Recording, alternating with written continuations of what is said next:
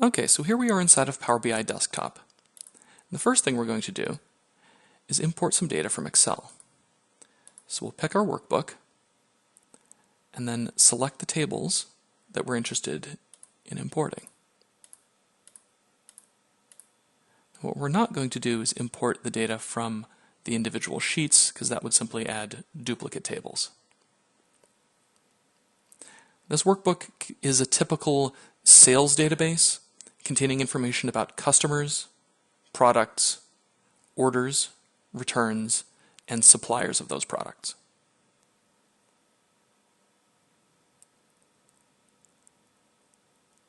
All right, now that we've got our tables, let's ask a few questions. Now, we can do that one of two ways. We can either click here on the Ask a Question button and ask the question here, or what I'm going to do is add a Q&A button instead, so that we can get a slightly richer experience with the ability to save questions.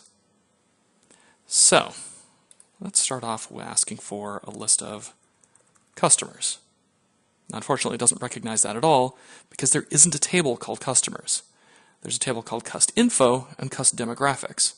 So if I ask about one of those, Cust Info, I can even pick it from the list, it's able to list the customers. So since we will eventually want to be able to just type customers and have it recognize it, we're going to put that over here in our questions to fix list. Customers. All right. What else can we ask? Let's ask about one of those customers. So here we have E. Rigby. How about we ask for the orders for E. Rigby? It recognizes E. Rigby as a customer, but it doesn't know anything about orders. Because again, our tables aren't named that way. Orders are sitting here in the receipts table. So we're going to want that question to work later. Save it over here in our questions to fix list. What else do we know about customers? How about where they live? So, who lives in London? And it has no idea what we're talking about. So, we'll grab that, put it over here, save it for later. All right, what might it know about? Okay, we've got a list of products here. So how about we ask for product? Okay. Now, it's completing that to product list, because that's the name of the table. So product works. There's my list of products.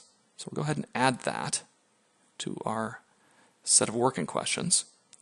If I say products plural, however, it doesn't recognize it, because it's not expecting a plural in the middle of that term, because it's called product list, not product. So we'll save that one to fix later.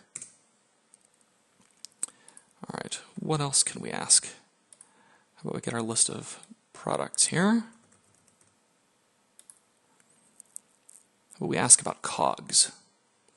So, who bought a COG? It recognizes the COG, but it doesn't know anything about somebody buying COGS. So again, we'll save that one to fix later. How about who supplies a COG? Now this is interesting because it's able to figure out that we're talking about suppliers, but it doesn't filter it to just the suppliers that supply COGS. So it's close, but not quite right. So we'll save that as well. As long as we're talking about suppliers, can we get a list of the suppliers? All right, that works. So we'll save that. What else can we ask about? Returns. There's a list of the returns. We're missing some information though. We want to actually see the customer name and the product name, not just the IDs. So this is close, but not quite. So we'll put that over here. How about, returns for 2015. Now here it's able to actually do the filter automatically. It lists the return, and hopefully once we fix returns, it'll do the right thing here. So let's declare victory on that one because it's close enough for now. What else can we do with returns? Can we count them? Count of returns works just fine. Save that one. How about count the returns by year?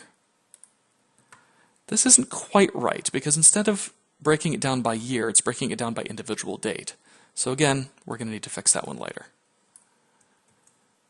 So far, it's not looking so good. But the reason that so many of these questions are failing is because I intentionally designed the source database to show examples of all of the most common things that can go wrong with raw import. In the next lesson, I'll show you how to fix some of these problems using model shaping.